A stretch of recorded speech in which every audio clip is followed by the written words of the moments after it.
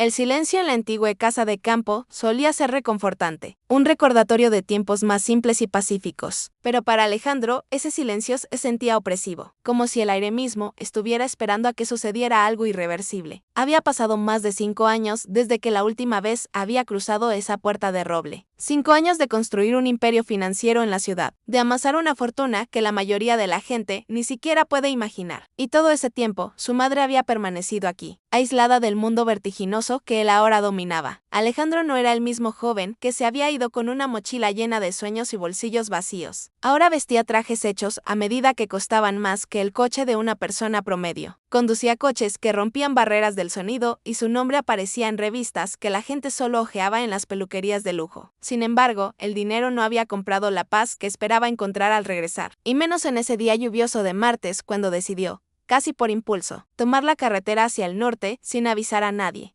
El viaje en el coche fue una amalgama de recuerdos y ansiedad, mientras los limpiaparabaris barrían la lluvia torrencial que caía sobre el asfalto. Su mente no podía dejar de dar vueltas a los recortes de periódicos y los rumores vagos que había escuchado en su última visita a la ciudad. Los vecinos hablaban de extrañas idas y venidas en la casa, de lujo inexplicable donde antes solo había modestia, y de una nueva figura en la vida de su madre, una mujer joven, supuestamente una limpiadora, que había llegado de la nada y parecía haberse apoderado de la rutina diaria de la matriarca. Alejandro no confiaba en los extraños, especialmente después de haber luchado tanto para proteger lo que era suyo. Y la idea de alguien influenciando a su madre, de quien era vulnerable sola, le provocaba una sensación de náusea fría en el estómago. Al girar la esquina y ver los faros de su coche iluminar la fachada de la casa de 2 pisos, sintió un tirón en el pecho. Las luces de la cocina estaban encendidas, lanzando un brillo cálido y amarillento que contrastaba con la oscuridad grisácea de la tormenta. Aparcó el coche, deslizándose un poco sobre el barro. Apagó el motor y se quedó sentado en la oscuridad durante un momento, escuchando el golpe de la lluvia contra el techo, tratando de prepararse para lo que fuera a encontrar. No había llamado, no había enviado un mensaje. Quería el elemento sorpresa. Quería ver la realidad sin filtros, sin máscaras, sin tiempo para que nadie pudiera organizar una escenografía para engañarlo.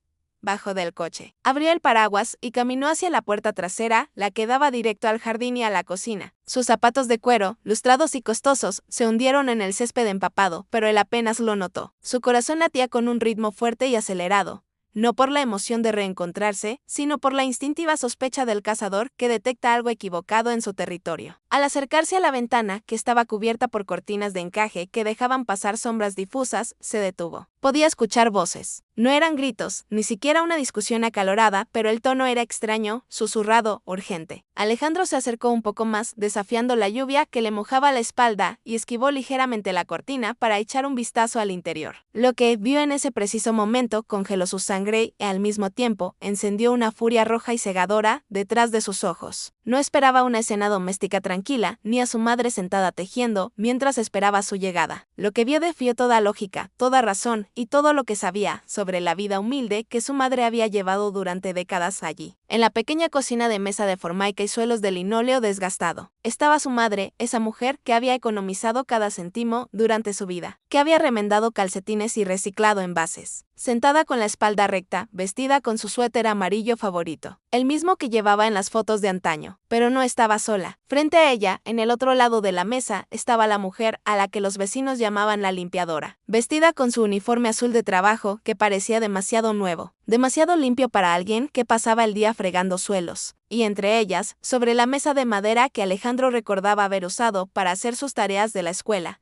no había tazas de café, ni platos de comida, ni cestas de ropa sucia. Sobre la mesa, apilados de manera desordenada y torrenciales, había billetes. Billetes de $100, fajos de ellos, verdes y crujientes, llenando la superficie hasta el punto de que parecía que la madera iba a ceder bajo el peso de tanto dinero. Había tanto dinero en esa cocina modesta que parecía sacado de una película de Hollywood, una escena de un narcotráfico de bajo nivel o un atraco a un banco. Pero lo que más horrorizó a Alejandro no fue la cantidad de efectivo, sino las expresiones en sus rostros. Su madre y la limpiadora no estaban riendo ni celebrando, estaban inclinadas sobre el dinero, contando, separando, con miradas furtivas hacia la ventana como si supieran que alguien podía estar mirando, como si fueran cómplices en un secreto oscuro y peligroso que amenazaba con destruir todo lo que Alejandro había construido. La furia comenzó a burbujear en su garganta, un sabor metálico y amargo. ¿Qué diablos estaba pasando allí? ¿De dónde había salido todo ese dinero? Su madre no tenía ahorros, no tenía inversiones y ciertamente no había ganado la lotería. La única explicación lógica, la que su cerebro entrenado para los negocios y las estafas procesó al instante, era que esa mujer, esa supuesta limpiadora, estaba utilizando su casa, estaba utilizando a su madre para algo ilegal. Lavado de dinero,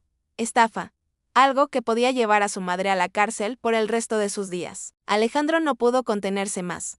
La imagen de su madre, inocente y confiada, mezclada con esa pila de dinero sucio y la figura sospechosa del uniforme azul, fue la chispa que hizo estallar la bomba. Sin pensarlo dos veces, soltó el paraguas. Dejó que la lluvia le empapara el traje de $1000 y empujó la puerta de la cocina con tal fuerza que el golpe resonó como un disparo en la pequeña casa, haciéndola saltar a ambas en sus asientos y volteando una pila de billetes que se esparció por el aire como hojas de otoño verdes y tóxicas.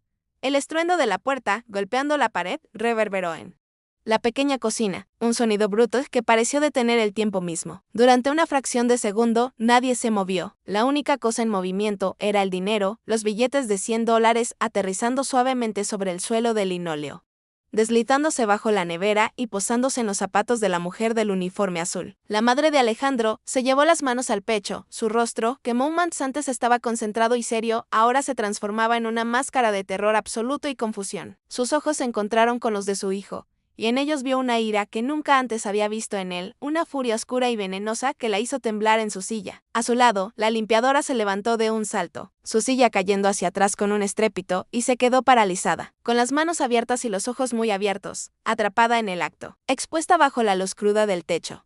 ¿Qué diablos está pasando aquí?, gruñó Alejandro, su voz ronca y gutural como si las palabras le hubieran arrancado la garganta. Avanzó hacia la mesa, sus pisadas pesadas y mojadas dejando huellas en el suelo limpio, ignorando por completo el hecho de que su madre estaba allí, hipnotizada por el miedo. ¿De dónde ha salido todo esto? Contéstame. Ahora. Su madre intentó decir su nombre, extendiendo una mano temblorosa hacia él como si quisiera calmar a una bestia salvaje. Pero él ignoró el gesto y giró su mirada hacia la mujer del uniforme azul. Ella era joven, probablemente de unos 30 años, con el cabello recogido en una coleta estricta y una postura que, a pesar del miedo, intentaba mantener cierta dignidad. No parecía una criminal peligrosa, no tenía los tatuajes ni las cicatrices que uno esperaría ver en alguien que maneja ese tipo de dinero. Pero para Alejandro, en ese momento de cejera moral, no era más que una arpía que había venido a envenenar el santuario de su infancia. Señor, por favor, usted no entiende. Empezó la mujer con una voz que intentaba ser firme, pero que traicionaba un ligero temblor en la última sílaba. Dio un paso hacia atrás, alejándose de la mesa, pero Alejandro no se lo permitió. No me diga lo que entiendo o no, bramó él, agarrando una pila de billetes de la mesa y lanzándola al aire. El papel verde giró locamente antes de caer sobre el fregadero y la encimera. Mi madre vive de una pensión mísera que apenas le alcanza para sus medicinas. No tiene este dinero. Usted lo ha traído aquí. Está usando su casa, está usándola a ella para esconder su suciedad. El acusatorio colgó en el aire, pesado y cargado de veneno. Alejandro estaba convencido de que tenía la razón. Su mente, entrenada para detectar fraudes en el mundo corporativo, ya estaba construyendo el escenario. Esta mujer había encontrado una forma de lavar dinero, quizás a través de una red de criminalidad local, y había elegido la casa de una anciana vulnerable, lejos de la ciudad, lejos de la policía, para hacer su trabajo. La idea de que su madre pudiera ser cómplice, que pudiera saber de dónde venía ese dinero, era demasiado dolorosa para considerarla, así que su cerebro la descartó automáticamente. Proteger a su madre significaba demonizar a la extraña. Mira, hijo, por favor, siéntate, suplicó su madre, finalmente encontrando su voz, aunque era apenas un susurro. Se puso de pie, aunque sus piernas le temblaban, y se interpuso entre Alejandro y la limpiadora. No es lo que parece. Deja de gritar. Vas a despertar a todo el vecindario.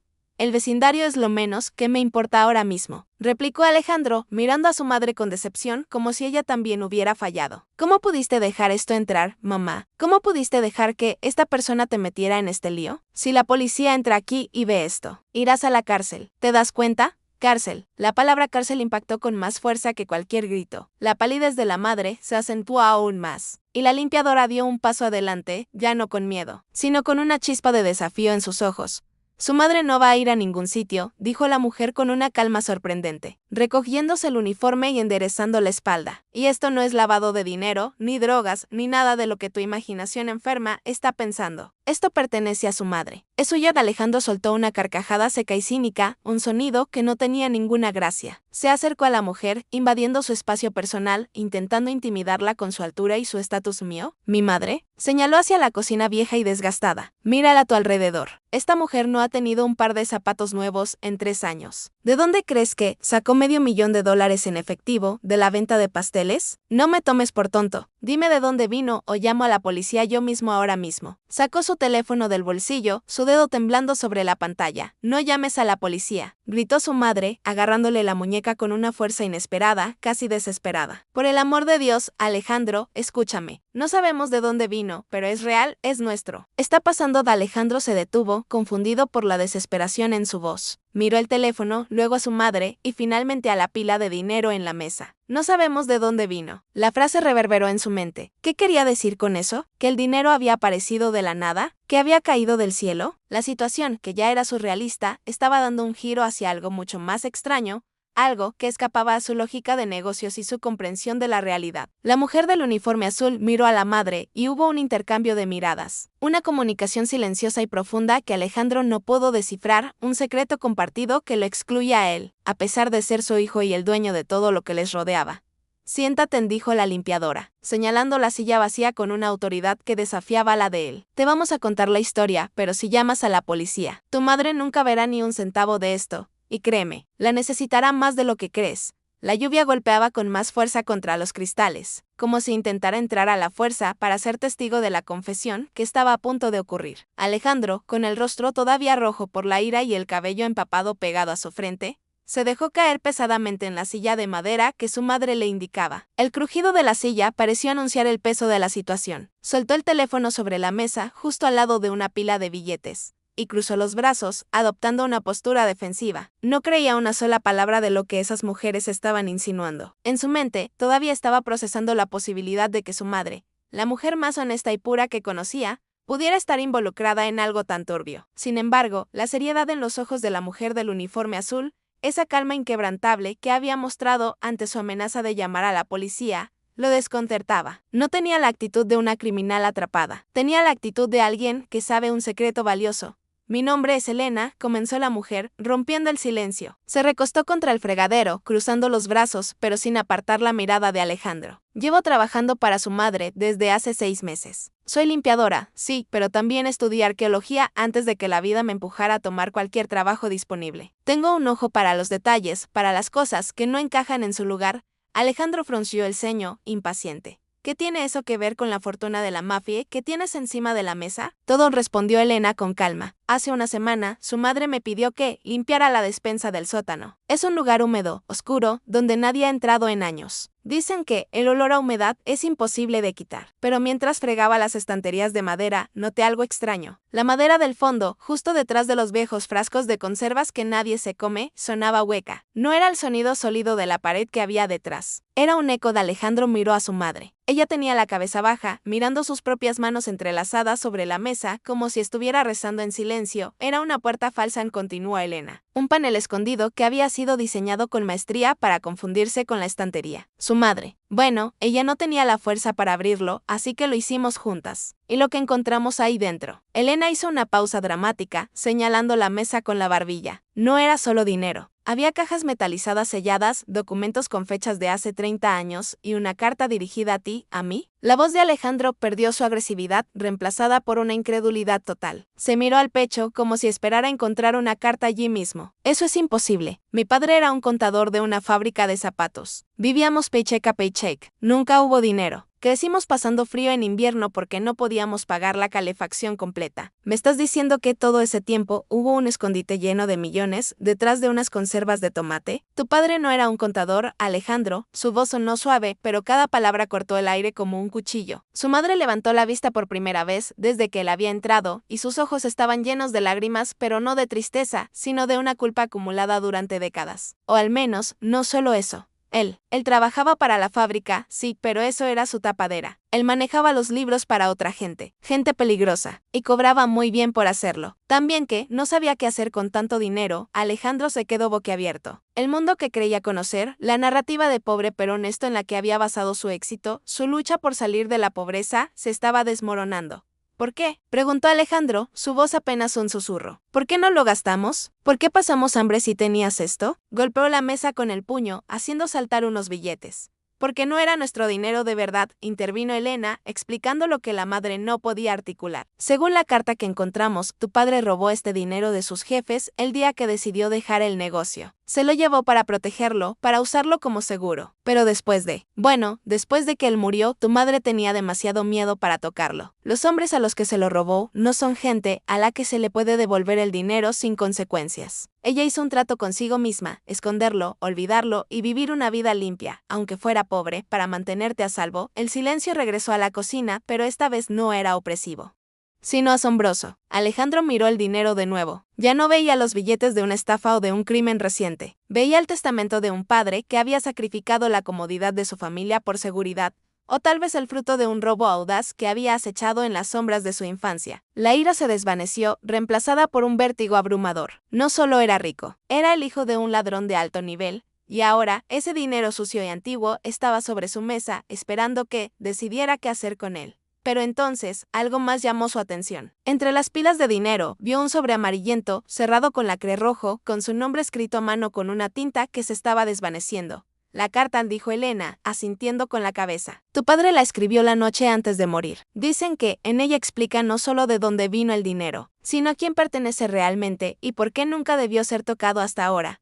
Los dedos de Alejandro temblaron ligeramente al tocar el sobre amarillento. El papel se sentía frágil, como si estuviera a punto de convertirse en polvo bajo su tacto moderno. El lacre rojo, sellado con una inicial que apenas se distinguía, se rompió con un sonido seco como un hueso quebrándose. Dentro había varias hojas de papel escrito a mano, con una caligrafía apresurada y nerviosa, tinta azul que se había desvanecido a un gris pálido con el paso de 3 décadas. Alejandro desdobló el papel. El olor a moho y a tiempo pasado subió hacia su nariz, mezclándose con el olor a lluvia de su traje. La cocina estaba en silencio absoluto. Incluso Elena había dejado de respirar, esperando lo que el papel tenía que decir. Alejandro comenzó a leer en voz alta, aunque su voz sonaba extraña en sus propios oídos, como si perteneciera a un extraño. Alejandro, si estás leyendo esto, significa que has encontrado el escondite y que ya no estoy aquí para explicártelo cara a cara. Lo primero que debes saber es que te amo, y que todo lo que hice, lo hice para que tú no tuvieras que vivir en el mundo del que yo intentaba escapar.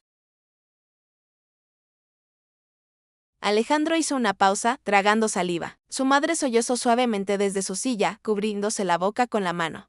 No fui un contador de zapatos, hijo. Fui el tesorero de una organización que llamábamos La Sombra. Lavamos dinero para gente que no perdona, para gente que posee gobiernos y ejércitos. Durante 10 años, acumulé este dinero, no por codicia, sino como un seguro. Sabía que, el día en que decidiera irme, necesitaría protección. Robé esta cantidad específica porque no es cualquier dinero. Son los fondos de la cuenta de retiro. El dinero destinado a sobornar a jueces y políticos para mantener a la organización a salvo. Al quitárselo, no solo los robé, les corté la garganta. Las palabras pesaban como plomo. Alejandro sintió un escalofrío recorrerle la espalda. Su padre, el hombre silencioso que le leía cuentos antes de dormir, había sido un ladrón de la élite criminal. Un hombre que había robado a los monstruos más peligrosos del mundo.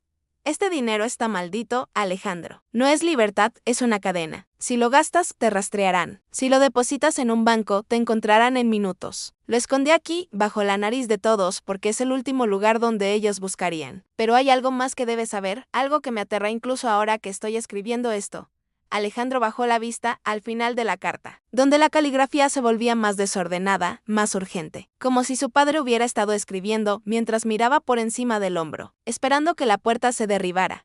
El dinero tiene un rastro. No es un rastro digital ni de números de serie, es un rastro químico. Una de las cajas, la que está marcada con una X roja en la base, contiene una semilla radiactiva. Un isótopo imperceptible a simple vista pero brillante como un faro para los detectores de la organización. La puse allí para asegurar que, si me mataban antes de poder negociar, ellos encontraran el dinero aquí. Era mi vida a cambio de este dinero. Pero al abrir este panel, al exponer el dinero al aire, has activado el mecanismo de la semilla. El corazón de Alejandro dejó de latir por un segundo. La cuenta de retiro tiene vigilancia pasiva en esta zona desde hace 30 años, esperando esta señal. Ahora que la semilla está expuesta, saben que el dinero ha sido movido. Saben que alguien está aquí. Tienes 24 horas, hijo. 24 horas para huir o 24 horas para usar este dinero para comprar tu vida de la única manera posible. Debes entregárselos al director, el hombre que me contrató. Él es el único que puede desactivar la persecución. Si no lo haces, vendrán por ti y por tu madre. Y créeme, la muerte será un regalo comparado con lo que harán para recuperar lo que es suyo. La carta cayó de las manos de Alejandro y aterrizó suavemente sobre la pila de billetes. La habitación giraba. 24 horas. Eso era todo lo que tenían. La riqueza, que había visto como su salvación, como la recompensa final de una vida de trabajo, era en realidad una bomba de tiempo atada a sus tobillos. Miró a su madre, que ahora lloraba abiertamente, y luego a Elena, cuya piel se había vuelto blanca como el papel de la carta. ¿Qué significa esto?, preguntó Alejandro, su voz vacía, aturdida. ¿Que nos van a matar? Elena se movió rápidamente hacia la ventana, apartando la cortina apenas unos milímetros para mirar la oscuridad exterior, hacia la carretera desierta que conducía a la casa. No es que nos van a matar, dijo Elena, dando la vuelta con un miedo nuevo y puro en sus ojos. Es que ya está en camino. La carta dice que la vigilancia es pasiva pero inmediata. Si el isótopo se ha activado, ellos habrán visto la señal en sus monitores hace 5 minutos desde el momento en que abrimos el panel. Un sonido sutil rompió el silencio de la noche, cortando a través del sonido de la lluvia. No era el trueno, era el motor de un coche, potente y cercano, subiendo por el camino de tierra que solo conducía a esta casa. Las luces de los faros barrieron la pared de la cocina a través de la ventana, iluminando el rostro aterrorizado de la madre de Alejandro y la pila de dinero en la mesa como un escenario iluminado para una tragedia final. Señalé que teníamos 24 horas, susurró Elena, retrocediendo hacia la puerta trasera. Alguien mintió, o tu padre subestimó su velocidad, porque aquí están, apaga la luz. Siseó Elena con tal urgencia que su voz sonó como un látigo. Antes de que Alejandro pudiera procesar la orden, Elena se lanzó hacia el interruptor de la pared y la cocina se sumió en la penumbra, iluminada solo por el brillo blanquecino que entraba por la ventana y el resplandor amarillo de los faros del coche que se estacionaba justo fuera. Las sombras en la sala se estiraron como monstruos despertando. Alejandro, todavía paralizado por la revelación de la carta y la inminencia del peligro, sintió una mano agarrar su brazo. Era su madre, con una fuerza desesperada. Debemos correr, Alejandro, susurró ella, sus lágrimas brillando a la luz de la luna, por la puerta trasera, hacia el bosque. Conocemos el camino, podemos escondernos en la cueva, no respondió Elena, su voz dura y fría, cortando el pánico de la anciana. El bosque es el primer lugar que registrarán. Tienen sensores térmicos, perros, no sé qué, pero no son 3 tipos en un coche, los que vienen por unos millones. Son un escuadrón de limpieza. Si salimos corriendo, nos disparan a la espalda como a conejos. Nuestra única oportunidad es hacerles creer que todavía tenemos el control. Pero la oportunidad se desvaneció antes de que pudieran formular un plan. El sonido de los motores se apagó, dejando el sonido de la lluvia como un telón de fondo ominoso. A continuación, se escucharon 3 portazos secos y simultáneos. No hubo conversación, ni risas, ni gritos. Solo el sonido rítmico de botas pesadas pisando el grava mojado, acercándose a la puerta trasera con una precisión militar. Alejandro miró hacia la puerta, cuya cerradura de madera vieja parecía ridículamente frágil frente a lo que venía.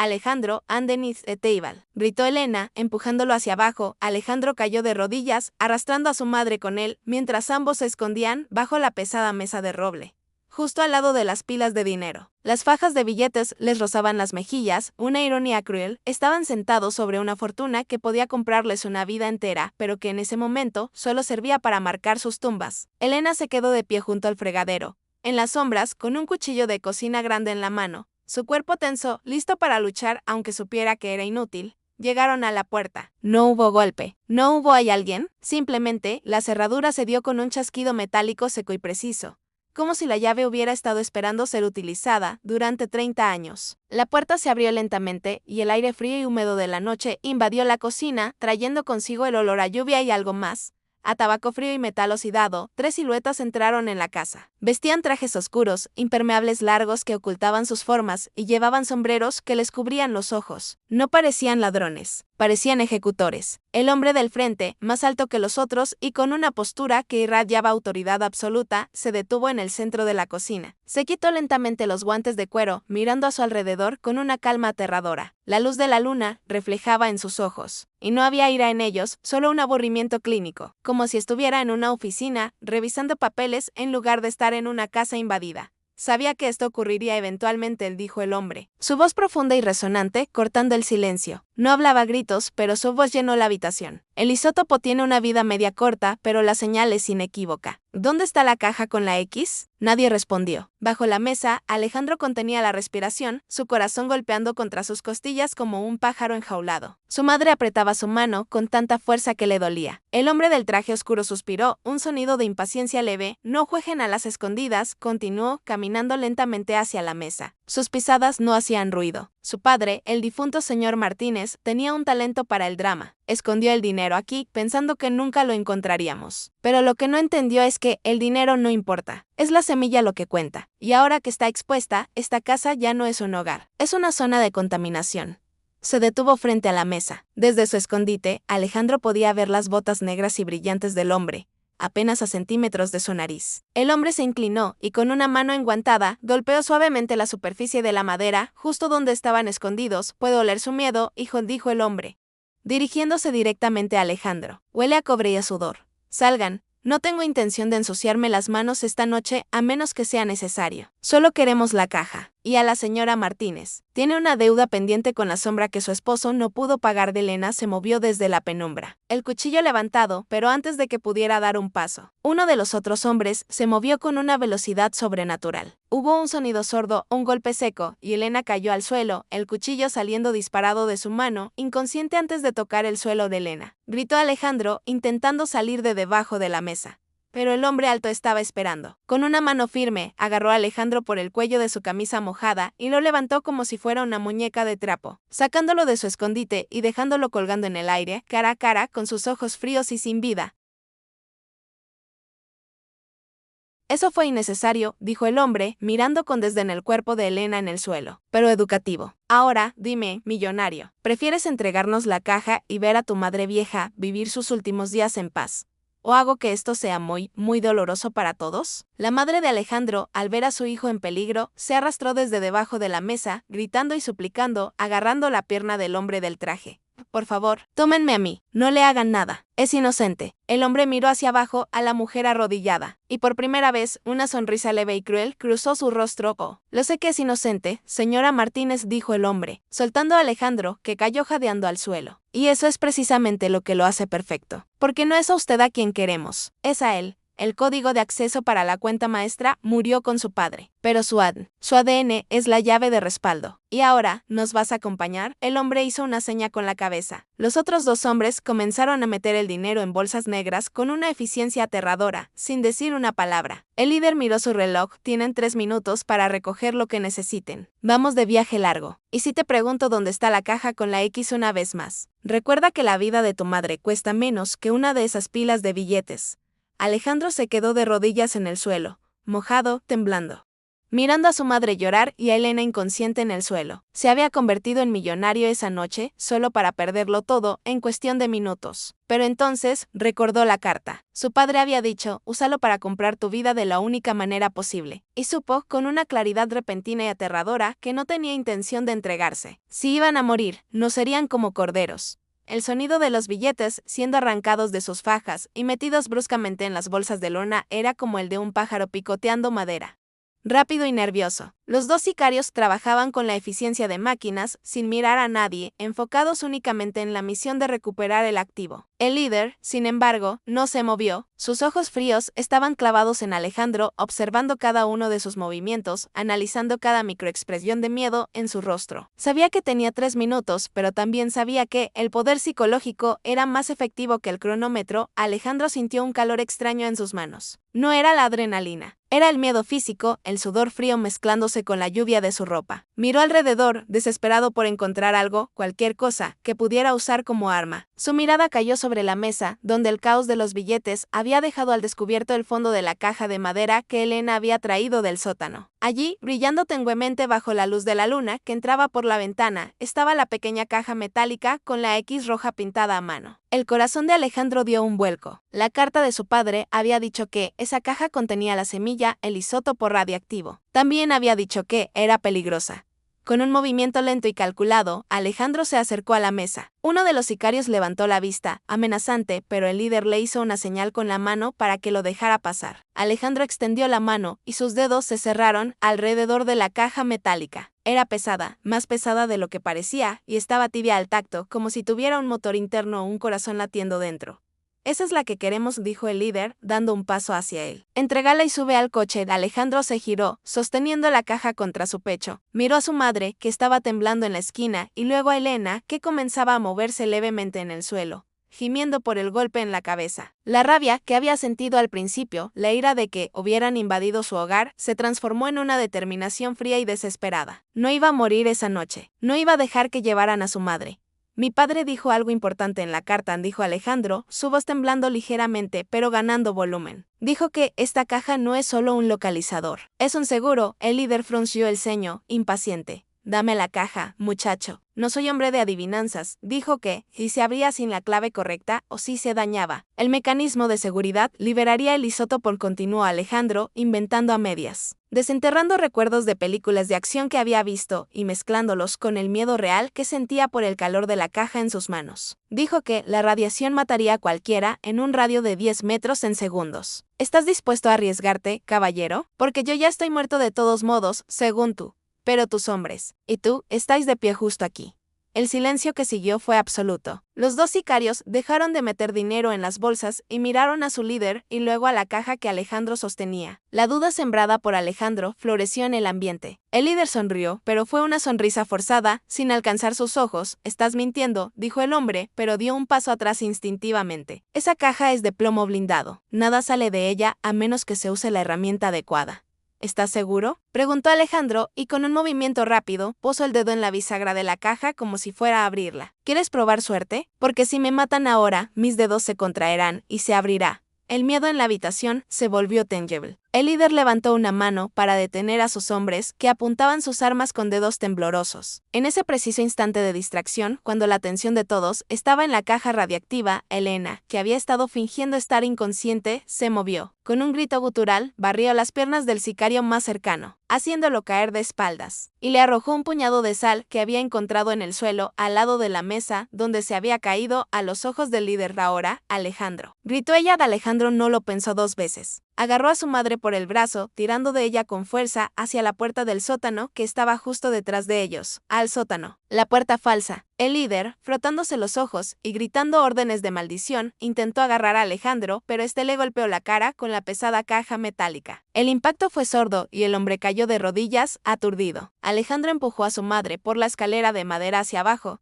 siguiéndola de cerca, mientras las balas comenzaban a zumbir sobre sus cabezas, incrustándose en la madera de la puerta y las paredes. Cerraron la puerta pesada del sótano y corrieron hacia el fondo, hacia la oscuridad, hacia donde Elena había encontrado el escondite original. ¿Qué hacemos? ¿Qué hacemos?, sollozaba su madre, casi incapaz de correr. Aquí gritó Alejandro, señalando la estantería falsa que Elena había abierto antes. Dentro. Rápido. Se metieron en el espacio oculto, detrás de la estantería, un pasillo estrecho y húmedo que olía a tierra vieja. Alejandro volvió a cerrar el panel desde dentro, dejándolos en la oscuridad total, justo cuando escucharon que la puerta del sótano era derribada desde arriba. Pasos pesados y furiosos bajaban por las escaleras. Estaban atrapados como ratas en una jaula, con una caja radiactiva en las manos y un ejército de criminales buscándolos en la oscuridad. Pero Alejandro recordó algo más de la carta. Algo que había pasado por alto en su primera lectura. Algo sobre un tubo de ventilación que conducía a la superficie. Una ruta de escape que su padre había construido para el día del juicio final. Nadie se mueva, susurró Alejandro en la oscuridad, palpando la pared húmeda. Papá dejó una salida. Tiene que estar aquí. Tienen que estar aquí. La oscuridad en el reducido espacio, detrás de la estantería, era absoluta, espesa y sofocante, como si estuvieran enterrados vivos bajo toneladas de tierra. El único sonido era su propia respiración entrecortada y el golpe sordo, rítmico y creciente de los puños de los sicarios golpeando la madera de la estantería desde el exterior. Sabían que estaban allí. Solo había un lugar donde esconderse y lo habían encontrado. Abre esta maldita puerta, gritó la voz del líder, distorsionada por la madera pero llena de una furia glacial. O hacemos volar la pared y mato a todos juntos. Alejandro se apoyó contra la pared húmeda, sintiendo el agua fría empapar su camisa. Sus manos temblaban, mientras sostenía la caja metálica, el corazón le golpeaba con tal fuerza que pensaba que los hombres del otro lado podrían escucharlo. Su madre estaba agachada en el suelo, sollozando en silencio, con las manos sobre la cabeza. Elena, junto a él, sangraba por una herida en la ceja, pero sus ojos estaban llenos de una concentración feroz. La luz, susurró Elena, palpeando el bolsillo de su uniforme. Tengo el móvil. Sacó un teléfono viejo con la pantalla agrietada y encendió la linterna. El haz de luz débil y amarillento cortó la oscuridad, revelando las paredes de piedra bruta y el suelo de tierra compacta. El espacio era apenas un pasillo, no más de 1 metro de ancho. ¿Dónde?, preguntó Alejandro, girando la luz hacia las paredes. ¿Dónde está la salida? Mi padre escribió sobre un tubo de ventilación. Busca algo que no encaje, dijo Elena, escaneando la pared con rapidez. Las piedras antiguas no son perfectas. Busca una que tenga un borde pulido o una marca. El golpe en la estantería se detuvo. En el silencio siguiente, escucharon el sonido metálico de un arma siendo cargada. Cuenta hasta 3, gritó el líder desde fuera.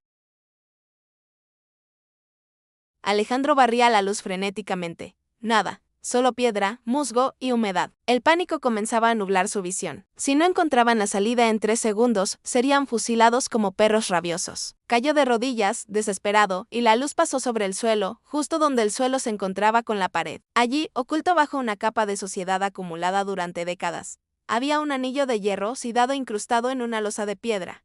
Aquí, gritó Alejandro, agarrando el anillo con ambas manos. El suelo se dio con un chirrido horrible de metal contra piedra, levantando una nube de polvo y tierra. Debajo, no había oscuridad, sino un vacío negro y el sonido de aire corriendo, un túnel subterráneo que olía a aguas residuales y libertad duno. Gritó el líder, vamos. Empujó Alejandro a su madre hacia el agujero.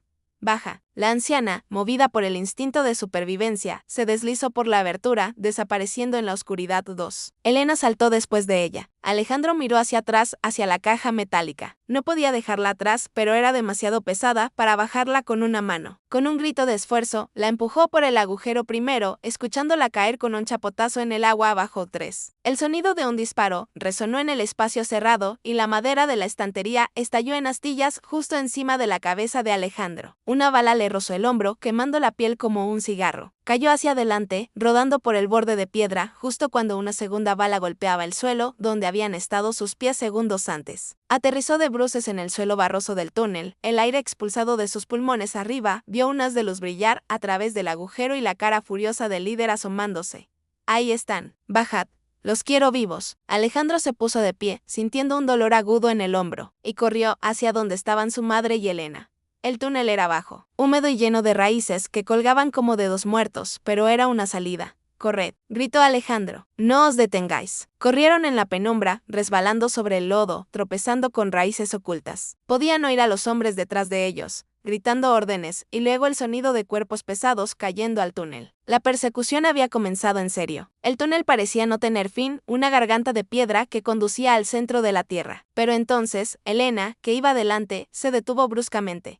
«Es un callejón sin salida», gritó, su voz ecoando con desesperación. Corrieron hacia donde ella estaba. El túnel se estrechaba y terminaba en una reja de hierro oxidado, bloqueando el paso. Al otro lado de la reja no había más túnel, sino una caída vertical y oscura hacia el río subterráneo que pasaba por debajo de la propiedad. El agua rugía abajo, amenazadora y fría.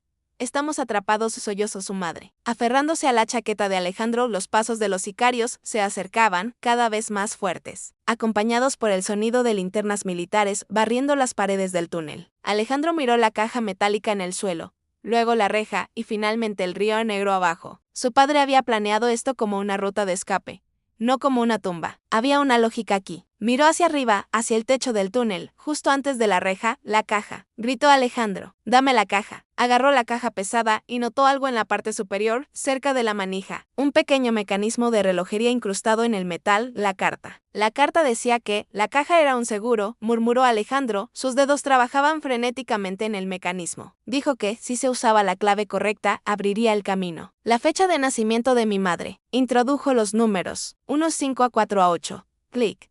Un pequeño compartimento se abrió en la caja. Dentro no había dinero, sino una palanca pequeña. Alejandro la tiró. Desde las paredes del túnel, cerca de la reja, se escuchó un sonido de engranajes antiguos chirriando. La reja de hierro comenzó a vibrar y, con un crujido horrible, se deslizó hacia arriba, desapareciendo en el techo saltad. Gritó Alejandro. ¿Qué? Preguntó Elena, mirando el agua oscura abajo.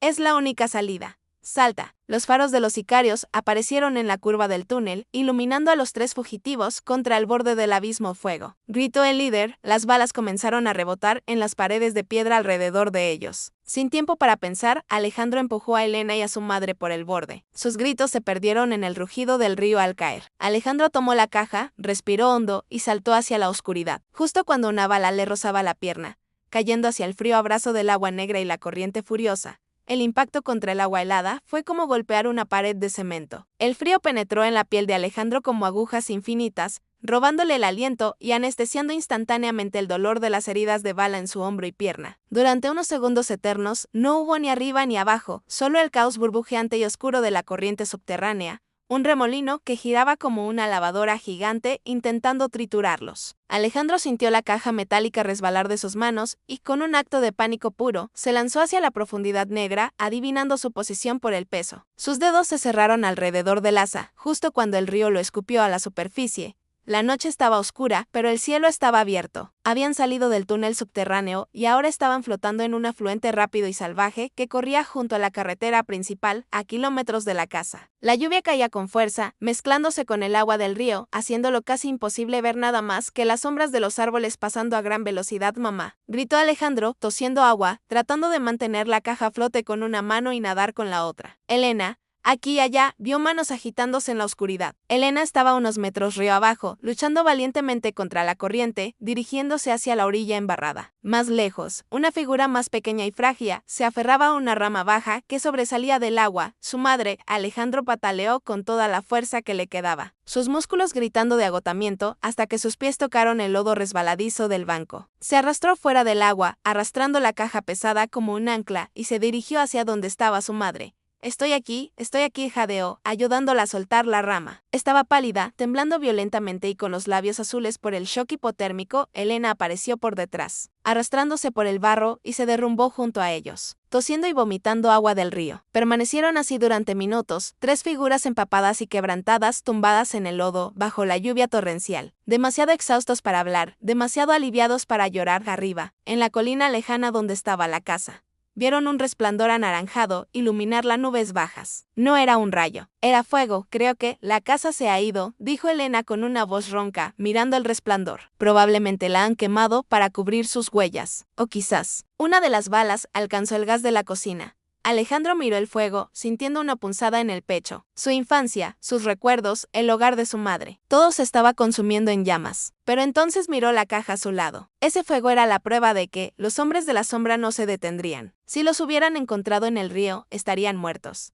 ¿Nos creen muertos?, dijo Alejandro, su mente comenzando a funcionar de nuevo, rápida y lógica, impulsada por la supervivencia. Saltamos al abismo en la oscuridad. No han visto cuerpos. Para ellos, el río nos ha arrastrado hasta el lago o nos hemos ahogado. ¿Y ahora qué?, preguntó su madre, tiritando, intentando incorporarse pero fallando. No tenemos casa, no tenemos dinero. Solo esa caja. Alejandro miró la caja con una nueva mezcla de reverencia y miedo. Su padre no solo había escondido dinero, había diseñado una ruta de escape perfecta. El mecanismo que había abierto la reja no había sido casualidad. Era un plan de contingencia de 30 años de antigüedad que acababa de salvarles la vida. Ahora usamos esto, dijo Alejandro, señalando la carretera que se divisaba a través de los árboles. Tenemos que movernos. No podemos quedarnos aquí. Cuando salga el sol, buscarán el río. Estoy mojada hasta los huesos, hijo, susurró su madre. No puedo correr. Elena se limpió el barro de la cara y miró a Alejandro.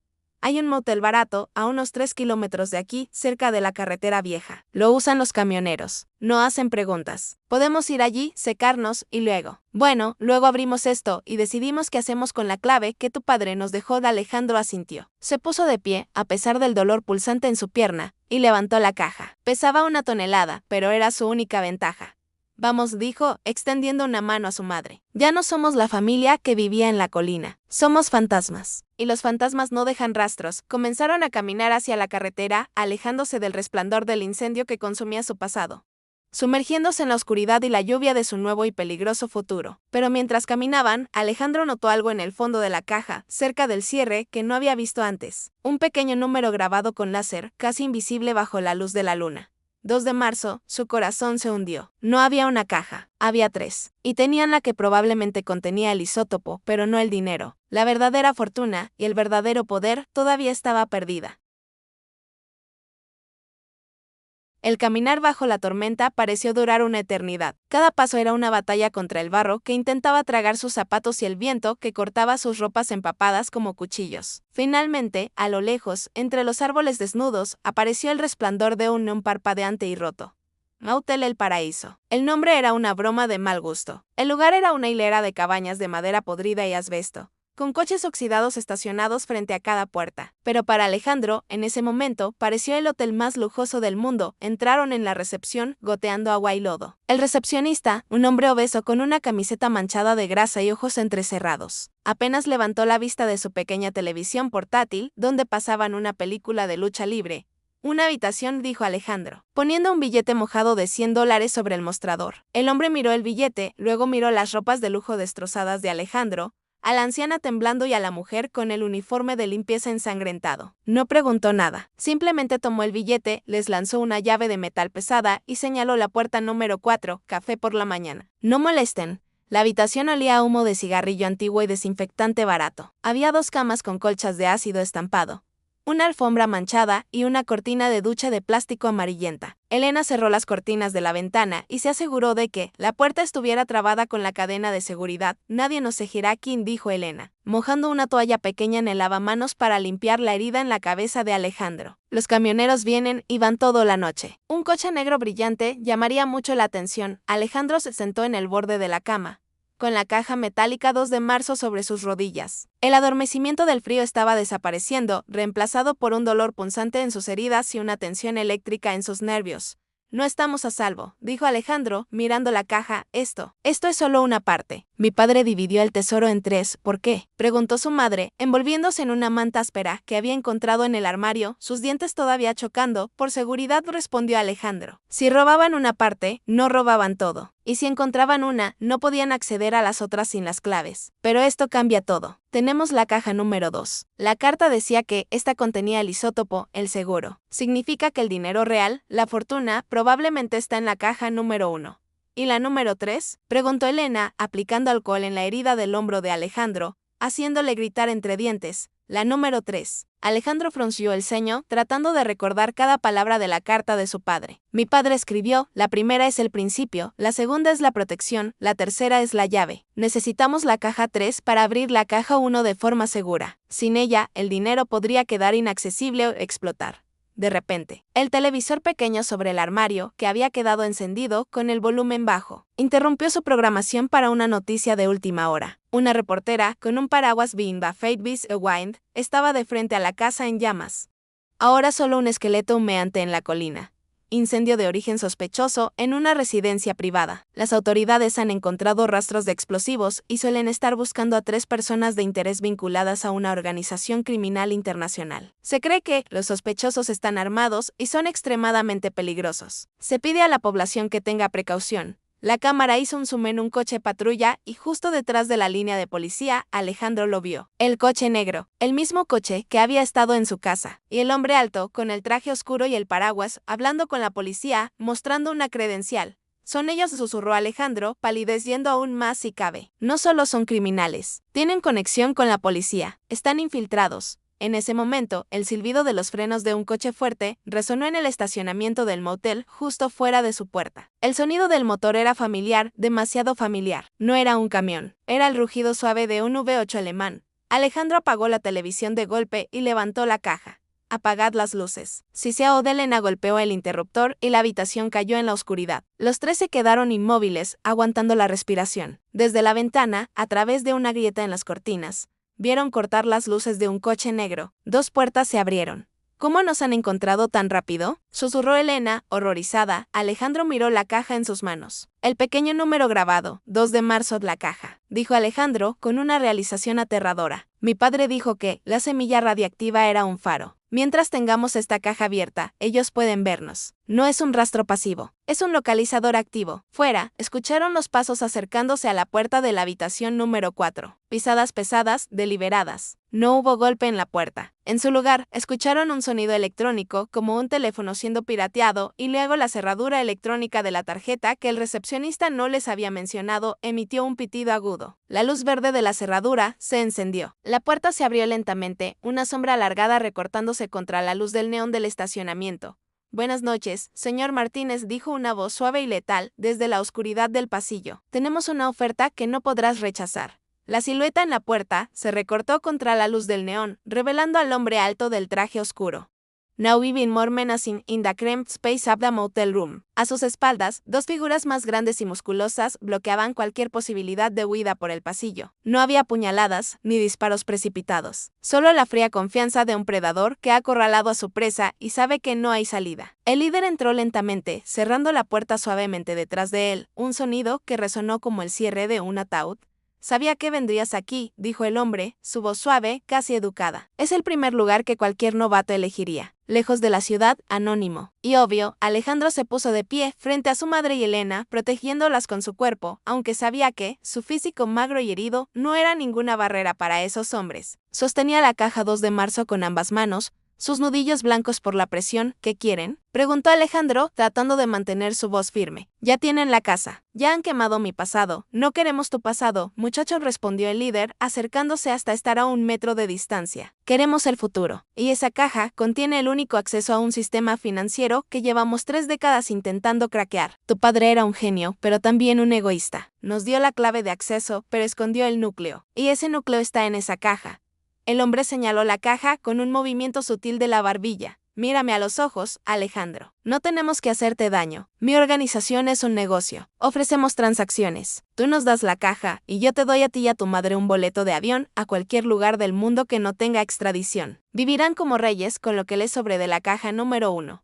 Si alguna vez la encuentran. Es un trato justo. Alejandro miró a su madre, que estaba sentada en la cama, paralizada por el miedo, y luego a Elena, que sostenía un cuchillo de la mesa del motel detrás de su espalda, lista para atacar aunque supiera que era inútil. Sabía que si intentaban luchar, morirían en segundos. El líder no estaba mintiendo sobre la falta de necesidad de violencia. La violencia era ineficiente, pero también sabía que, si le entregaba la caja, serían eliminados al instante para evitar testigos. La sombra no dejaba cabos sueltos. La mente de Alejandro corrió a 1000 por hora. El líder había dicho núcleo, el isótopo, la fuente de energía que también funcionaba como localizador. Miró hacia abajo, hacia la caja. Recordaba el mecanismo que había abierto la reja del túnel. El pequeño compartimento donde había introducido la fecha de nacimiento de su madre. Si el isótopo era la fuente de energía, entonces era removible. Está bien, dijo Alejandro, bajando ligeramente los hombros, fingiendo rendición. Es un trato, pero quiero ver el dinero del boleto primero. Y quiero que mis hombres salgan antes de entregártela. No negocies conmigo, dijo el líder, frunciendo el ceño. Con un movimiento rápido y calculado, Alejandro actuó. No para golpear, sino para manipular. Giró la caja hacia su propio cuerpo, ocultando la del líder con la espalda de su mano izquierda. Y con el pulgar derecho presionó el mecanismo interno que había aprendido a usar minutos antes. Un pequeño clic y luego un zumbido débil. Sentía el calor en la punta de sus dedos. El cilindro de plomo, el corazón radiactivo de la caja, se deslizó ligeramente hacia afuera, con la destreza de un mago de salón. Deslizó el cilindro caliente y pesado en el bolsillo interior de su chaqueta mojada. Justo al lado de su corazón ahora, la caja en sus manos era solo una carcasa de metal vacía y pesada. Una concha sin el pulso que la hacía valiosa. Toman, dijo Alejandro, extendiendo la caja. El líder sonrió. Una sonrisa de victoria y tomó la caja con ambas manos. Inmediatamente, uno de los matones sacó un dispositivo de mano, similar a un teléfono móvil, pero con una antena larga, y lo pasó sobre la caja. El dispositivo permaneció en silencio. La luz roja de detección no se encendió. El matón miró a su líder, confundido, y shook his head. No hay señal, dijo el matón. El isótopo está apagado. Oh, no está aquí. El líder miró la caja, luego miró a Alejandro con sospecha. La sonrisa desapareció. ¿Qué has hecho?, preguntó el líder, apretando la caja. ¿Dónde está el núcleo? Alejandro dio un paso atrás, su mano moviéndose sutilmente hacia su bolsillo interno. Se equivocó, dijo Alejandro, una sonrisa desafiante apareciendo en su rostro a pesar del terror que sentía. Dijo que la caja era un faro. Pues bien, he apagado el faro. Ahora, esa caja de metal es solo un peso inútil para ustedes. Pero yo tengo lo que realmente necesita para acceder a la cuenta maestra. el lío del líder se hinchó. Habían sido engañados. Habían venido por la caja creyendo que tenían al ratón acorralado, pero el ratón les había robado el queso justo bajo sus narices.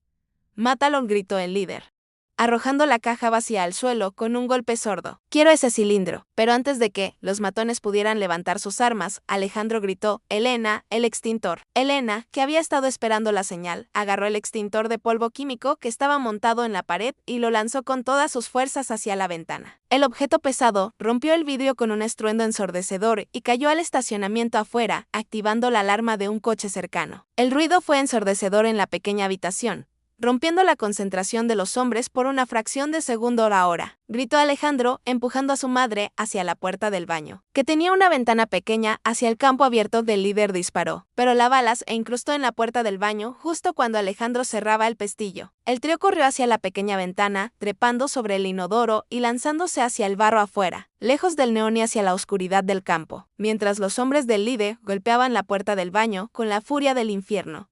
Alejandro tenía el núcleo radiactivo en el bolsillo, caliente como una brasa contra su costilla. Se habían convertido en los guardianes de la llave más peligrosa del mundo. Y ahora, no solo eran perseguidos por una organización criminal, sino que también cargaban con un veneno que podría matarlos si lo mantenían cerca por demasiado tiempo. La partida había cambiado por completo. El granero abandonado olía a heno podrido y excrementos de animales secos. Un olor acre que, irónicamente, fue bienvenido porque cubría el olor a sus propios cuerpos sudorosos y a sangre seca. Alejandro se apoyó contra una pared de madera gris, respirando con dificultad, y se desabrochó la chaqueta con dedos temblorosos. El cilindro de plomo que había sacado de la caja ahora brillaba con un tenue resplandor azul en la oscuridad, y el calor que irradiaba era intenso, casi insoportable, contra la piel de su costado. Cuando apartó la camisa, Elena emitió un silbido bajo entre dientes.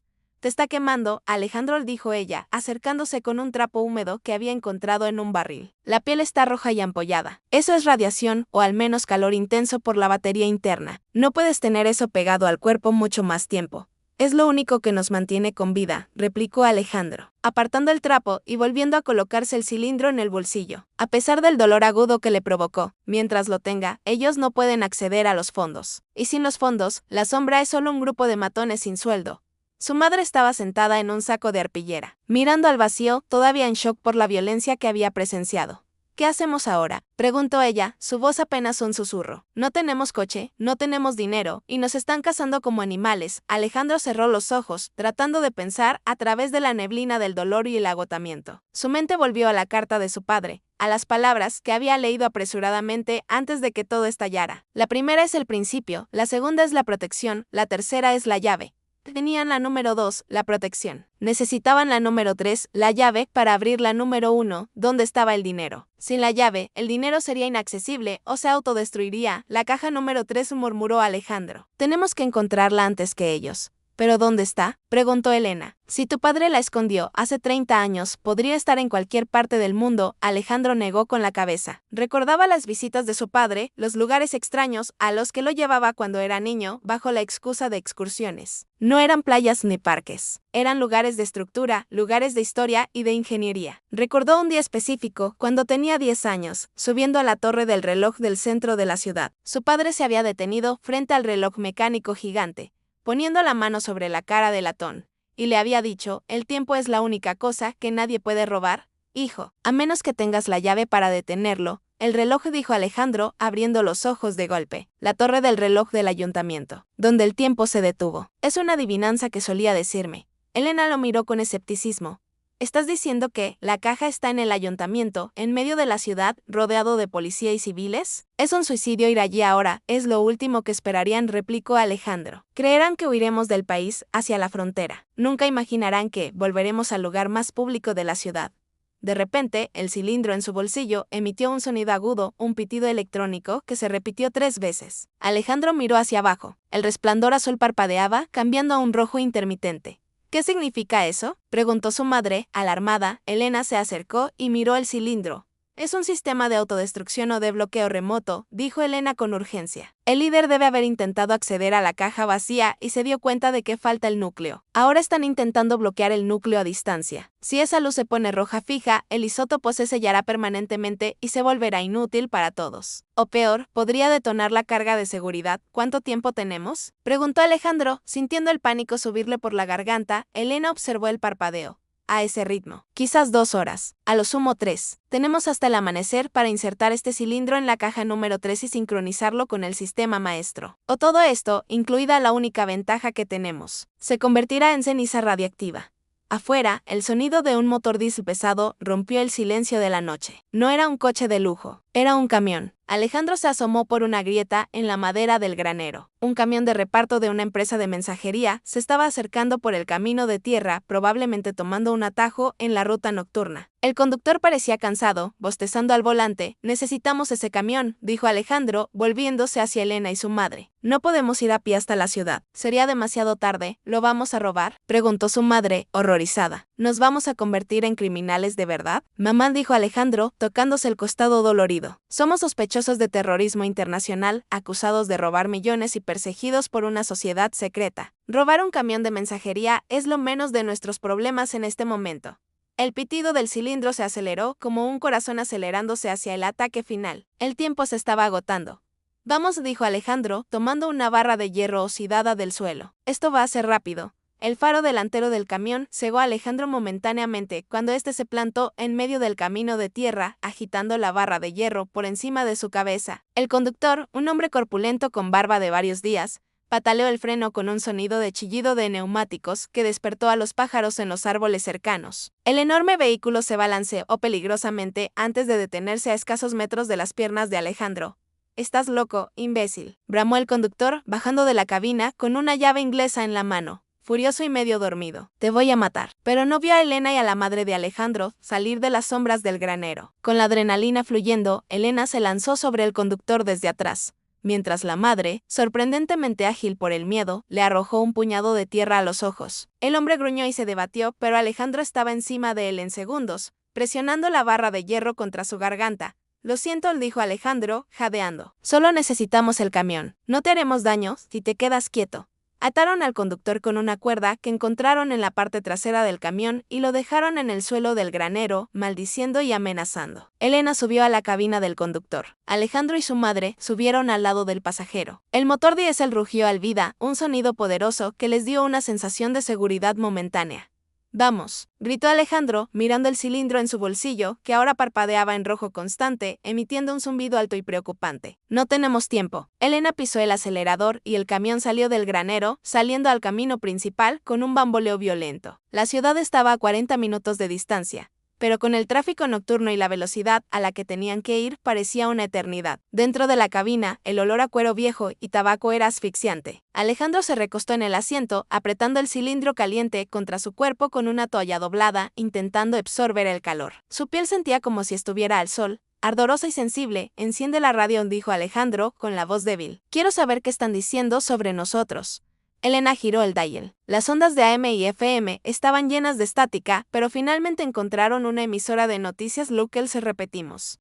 El centro de la ciudad ha sido acordonado debido a una amenaza de seguridad. Reports. La policía advise a todos los ciudadanos que se mantengan alejados del distrito financiero y del ayuntamiento. Se buscan a 3 personas peligrosas vinculadas a un incidente de bioterrorismo. Bioterrorismo, siseó Alejandro, esbozando una sonrisa dolorosa. Así. Es como lo están vendiendo. No solo ladrones, sino terroristas. Eso explicará los helicópteros y los francotiradores. Pero también significa que no podremos acercarnos a la torre del reloj, dijo Elena, golpeando el volante con frustración. Si el ayuntamiento es el epicentro del cierre, estará lleno de policías.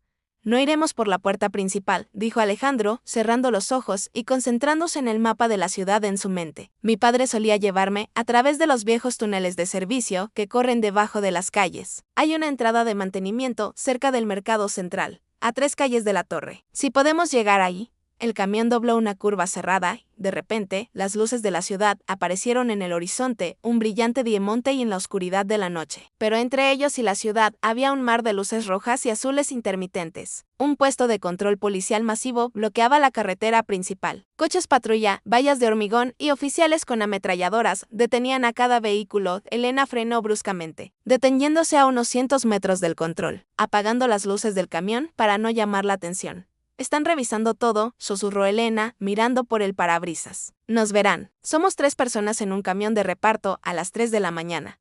No hay vuelta atrás, dijo Alejandro, incorporándose con esfuerzo. El cilindro en su bolsillo estaba tan caliente que el olor a tela quemada comenzó a llenar la cabina. Si paramos, nos arrestan y el isótopo se bloquea o nos matan resistiéndonos. Tenemos que correr el bloqueo. ¿Correr el bloqueo? La voz de su madre subió de octava. Nos dispararán. No si somos más rápidos que su tiempo de reacción, dijo Alejandro, mirando a Elena. Eres una buena conductora, ¿verdad? Elena lo miró, luego miró el puesto de control y apretó los labios. Puso el camión en primera marcha y el motor rugió. Agárrate fuerte, dijo Elena, pisó el acelerador hasta el fondo. El camión lanzó hacia adelante, ganando velocidad con una lentitud dolorosa. Los policías en el control levantaron la vista, sorprendidos por la carga repentina. Las linternas se dispararon hacia ellos y se escucharon gritos de alto. Pero Elena no frenó. En su lugar, giró bruscamente el volante hacia el carril de contraflujo, esquivando una valla de concreto que no había sido terminada. Las balas comenzaron a impactar en el radiador y el parabrisas, creando telarañas de cristal que se expandieron como flores de hielo. Alejandro gritó, cubriendo a su madre, mientras el camión se tambaleaba bajo el impacto de los disparos. Pasaron rozando un coche patrulla, con el metal chillando contra el metal, y se estrellaron a través de la barrera de plástico, entrando en las calles de la ciudad derecho. Gritó Alejandro, señalando una calle estrecha entre 2 edificios de ladrillo. Baja al mercado central. Elena giró el volante con fuerza y el camión grande se deslizó por la estrecha calle, rasgando los espejos laterales contra las paredes. Dejaron atrás las sirenas, pero el camión estaba humeando y el motor tosía. Habían entrado en la ciudad, pero ahora estaban atrapados en un laberinto de calles estrechas, con la policía justo detrás y una bomba de tiempo en el bolsillo de Alejandro que estaba a punto de alcanzar el punto crítico. Allí gritó Alejandro, señalando una puerta de metal oxidado en un callejón oscuro. La entrada de servicio. Elena frenó seco delante de la puerta. El camión murió con un último suspiro de humo negro. Se quedaron en silencio, escuchando las sirens acercarse. Tenemos que correr, dijo Alejandro, abriendo la puerta. Es nuestra última oportunidad. La puerta de metal, oxidada y pesada, se dio con un chirrido agónico bajo el forcejeo conjunto de Alejandro y Elena. Se abrió hacia un vacío oscuro y húmedo, oliendo a agua estancada y a siglos de negligencia. No había tiempo para la vacilación. Las sirenas de policía gritaban a solo una calle de distancia, y las luces azules y rojas bailaban en las paredes húmedas del túnel, creando sombras fantasmales que parecían alcanzarlos.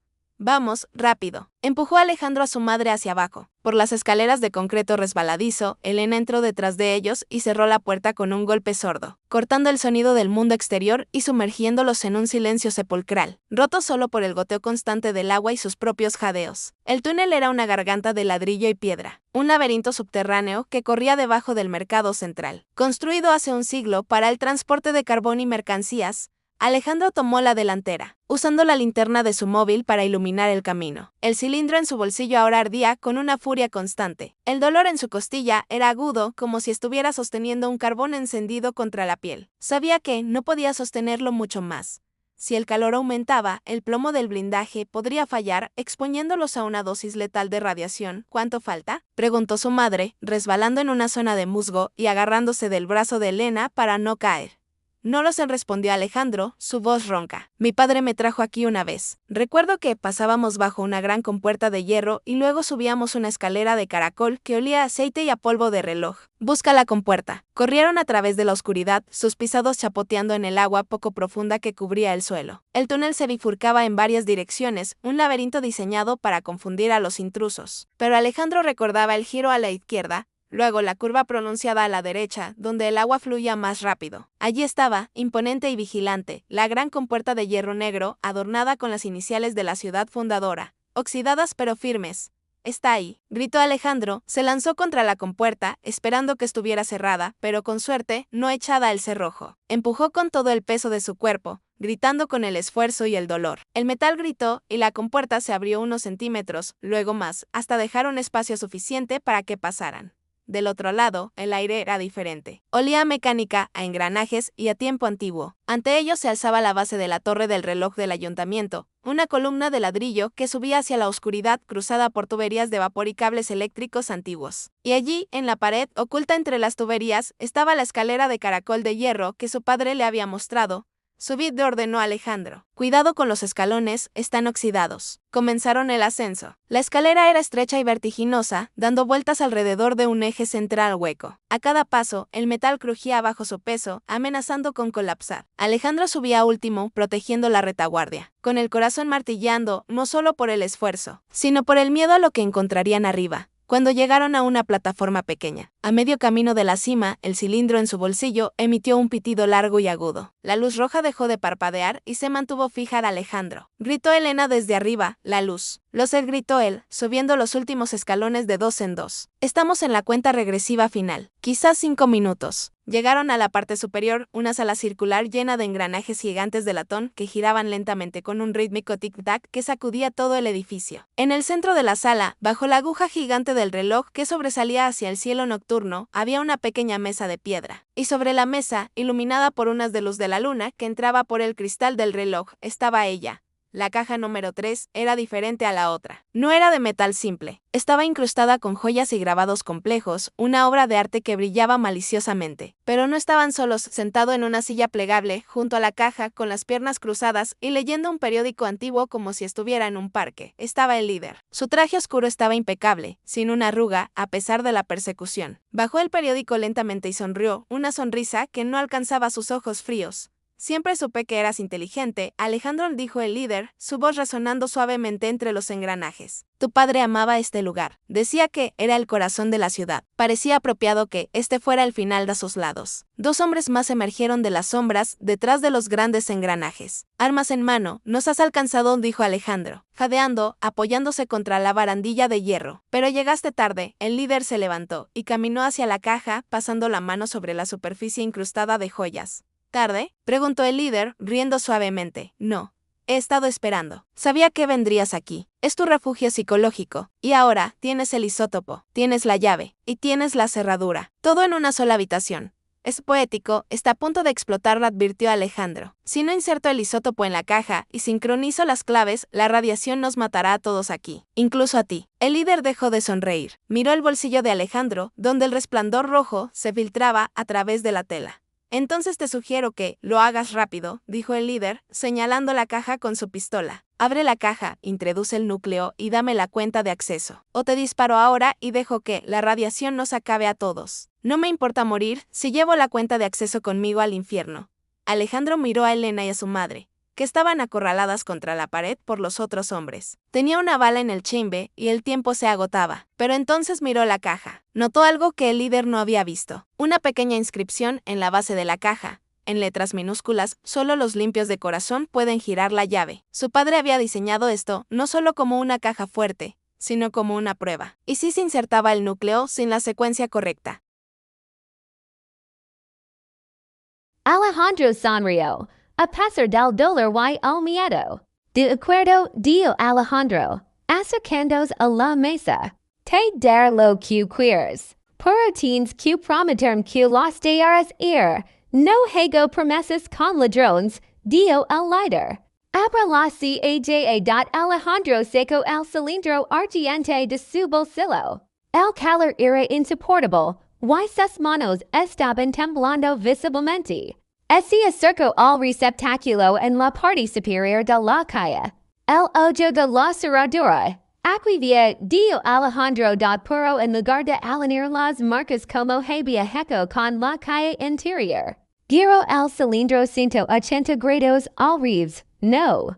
Gritó el líder, dándose cuenta demasiado tarde. Alejandro empujó el cilindro hacia abajo. El mecanismo interno se enganchó, pero en lugar de un clic suave, se escuchó un zumbido alto y ascendente, como la turbina de un jet. La caja comenzó a vibrar violentamente, y las joyas incrustadas brillaron con una luz seca, que has hecho.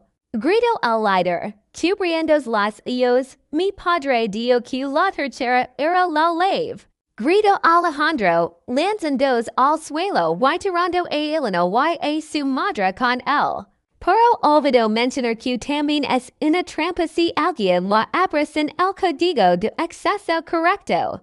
El suelo de la torre comenzó a temblar. Los grandes engranajes del reloj comenzaron a girar en sentido contrario, chorreando y soltando chispas, creando un caos mecánico ensordecido que ocultó los gritos de los hombres del líder mientras la estructura de la antigua torre empezaba a desmoronarse bajo el estrés del dispositivo.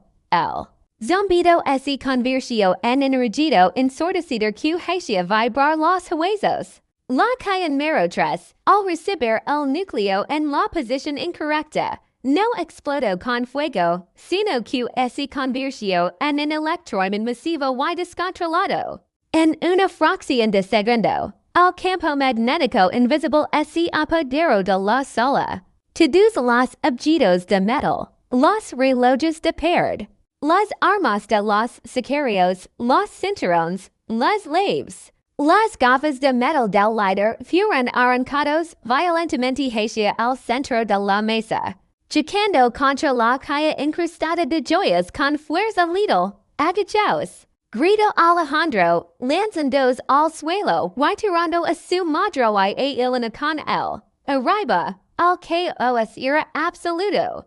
El líder y sus hombres fueron lanzados contra los enormes engranajes que ahora giraban en reversa a máxima velocidad.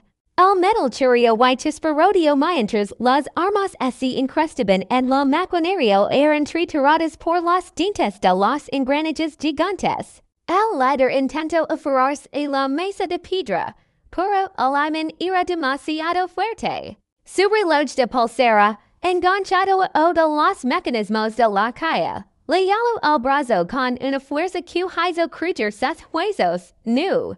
Gritó el líder, mientras su cuerpo era arrastrado hacia la calle, que ahora brillaba con una luz blanca y ciega.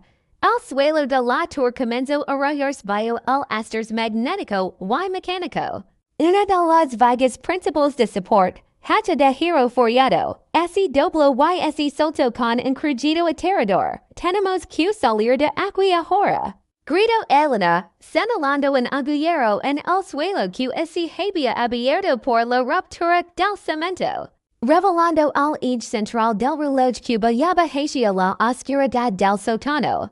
Sin tiempo para pensarlo, Alejandro empujó a Elena y a su madre hacia el borde, saltan a la correr.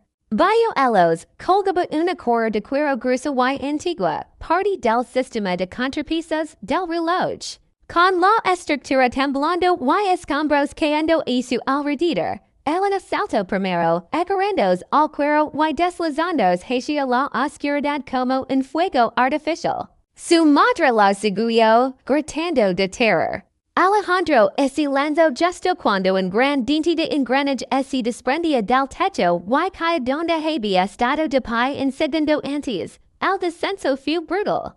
El cuero quemó sus manos y la fricción calentó sus cuerpos, pero bajaron rápido, aliándose del inferno magnético de arriba. Justo antes de perder de vista la sala superior, Alejandro vio al líder, atrapado entre la calle y el engranaje, siendo aplastado por la maquinaria que su codicia había activado. Aterrizaron en una pila de sacos de harina en el sótano de servicios, aliviando el golpe pero rompiendo el ritmo de la queda. El aire estaba lleno de polvo y olor a aceite quemado. ¿Están bien? Preguntó Alejandro, incorporándose con dolor. Su costilla andaba, pero la adrenalina lo mantenía en pie. Antes de que pudieran responder, una explosión sacudió los cimientos. El mecanismo principal del reloj, ahora bloqueado y destruido, había reventado.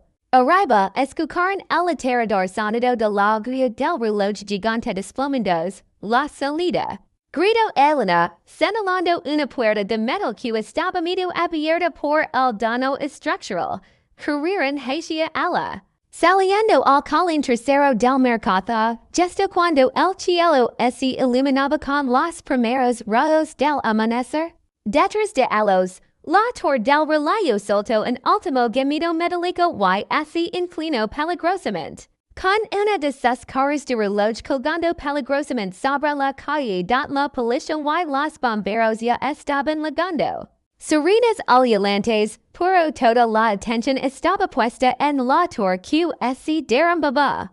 Nadie miró al colín oscuro donde tres figuras sucias y sangrantes intentaban recuperar al aliento ese apoyaron contra una pared de ladrillo, ocultos por la sombra de la mañana.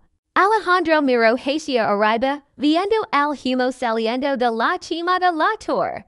La calle en miró tras estaba allí, destruida enterrada by toneladas de escombros. El isótopo probablemente se había desintegrado o había sido neutralizado por la explosión magnética. Lo hicimos, Jadio Elena, limpiando la sangre de la frente.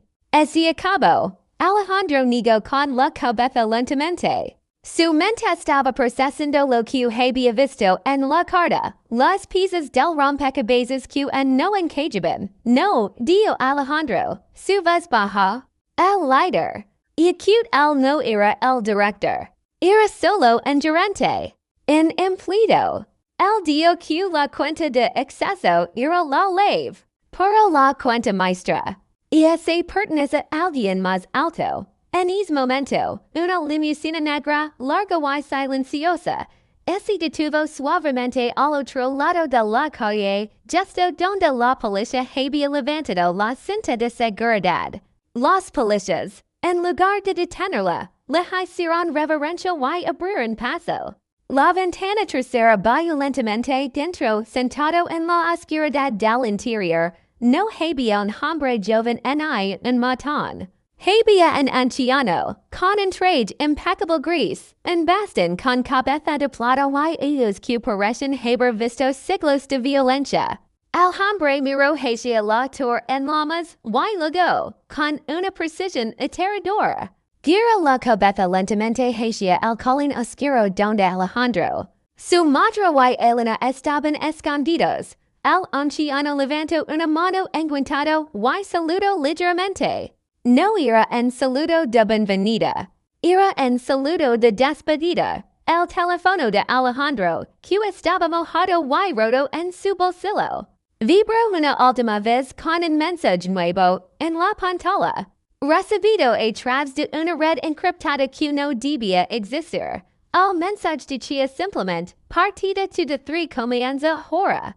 El juego no termina hasta que el rey muere. Alejandro sintió que la sangre se le congelaba. El dinero de la calle Nero todavía estaba perdida.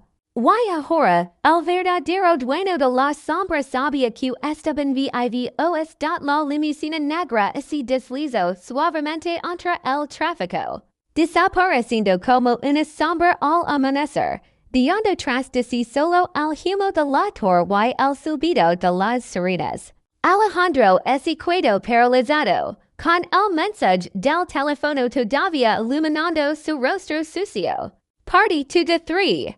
La frase no era solo una amenaza, era una confirmación. Su padre no había solo escondido dinero, había orquestado una guerra a largo plazo contra la sombra. Y ahora Alejandro se había convertido involuntariamente en el general de un ejército que no existía. ¿Quién era ese hombre? Preguntó Elena, secundos la sangre con la manga. Su voz temblando por la adrenalina que bailaba. Parecía antiguo, como si hubiera estado esperando esto desde antes de que nacieras. Es el rey, dijo Alejandro, guardando el teléfono roto en su bolsillo. El hombre al que mi padre robó. El líder de la Tor era solo un peón. Es anciano. Es quien controla los hilos. Y ahora que hacemos. Solos o su madre, mirando al caos de la policía y los bomberos que intentaban controlar el fuego en la Tor. No tenemos dinero, no tenemos casa. Y ahora el diablo en persona sabe que estamos vivos. Alejandro se giró hacia ellos. El dolor en su costilla era una agulla constante, recordando lo cerca que habían estado de la muerte. Poro miro a su madre y Elena, y sintió algo más fuerte que el miedo, una determinación fría y dura que no sabía que pasea. Habían sobrevivido a un escuadrón de élite, una explosión en una torre y la traición de su propio pasado. Eran indestructibles.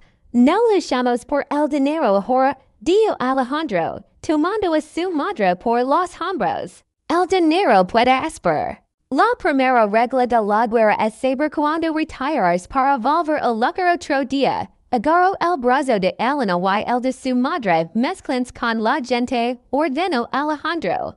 Ahora mismo, somos 3 ciudadanos más que han venido a ver el incendio. No corran, caminan con calma. Si nos ven, disparen. Así que son invisibles. Los 3 se fusionaron con la multitud que se había formado para ver el derrum de la torre del reloj.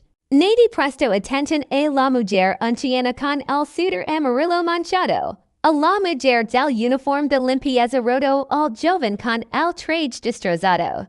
Eran solo 3 rostros, mas entre la curiosidad morbosa y el miedo de la ciudad, caminaron durante kilómetros, aliados del centro hacia la periferia industrial, hacia la estación de trenes de carga. Ali entre contenedores oxidados y vagones estacionados, encontraron refugio.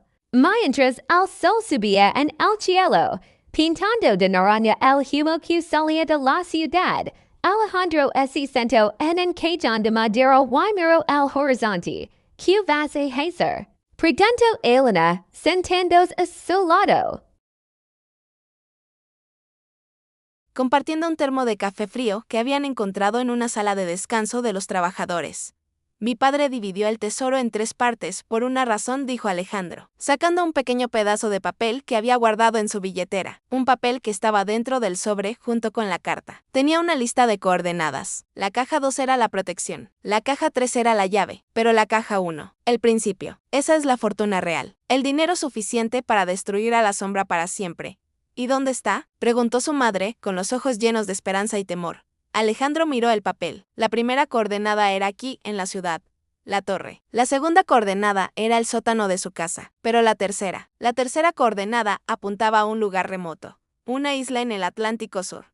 Isla de los Estados. Está lejos, dijo Alejandro, mostrando el papel. Muy lejos. Y para llegar allí necesitamos recursos. Necesitamos armas. Y necesitamos convertirnos en lo que ellos son. Sombras. Se levantó, y la luz del amanecer iluminó su rostro, endurecido por la noche de terror. Ya no era el hombre de negocios que había venido a visitar a su madre. El Alejandro que había entrado en esa cocina la noche anterior había muerto en la torre. Nacía alguien nuevo, este era solo el primer acto, dijo Alejandro, mirando hacia el este, hacia el océano. Ellos piensan que hemos huido. Piensan que estamos escondidos temblando en un agujero. Van a esperar que intentemos usar el dinero o que nos rindamos.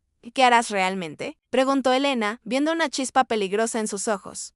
Vamos a cazar al cazador, respondió Alejandro con una sonrisa fría. Si el rey quiere jugar a parte 2, entonces jugaremos. Pero esta vez, nosotros haremos las reglas, ayudó a su madre a ponerse de pie. Vamos. Tenemos un barco que coger, mientras los 3 caminaban hacia la estación. Perdiéndose en la bruma de la mañana, la cámara se alejaba lentamente, mostrándolos pequeños y frágiles contra la inmensidad de la ciudad industrial. Pero mientras se alejaban, la voz de Alejandro, en off, resonaba con fuerza. El dinero te da poder, sí, pero la supervivencia te da propósito. Me robaron mi tranquilidad, quemaron mi casa y amenazaron a mi madre. Pensaron que asustarían a un contable, pero despertaron a un monstruo. La partida ha terminado. La guerra apenas comienza. La pantalla se oscurece lentamente. Texto en pantalla. Fin del capítulo 1. La historia continuará.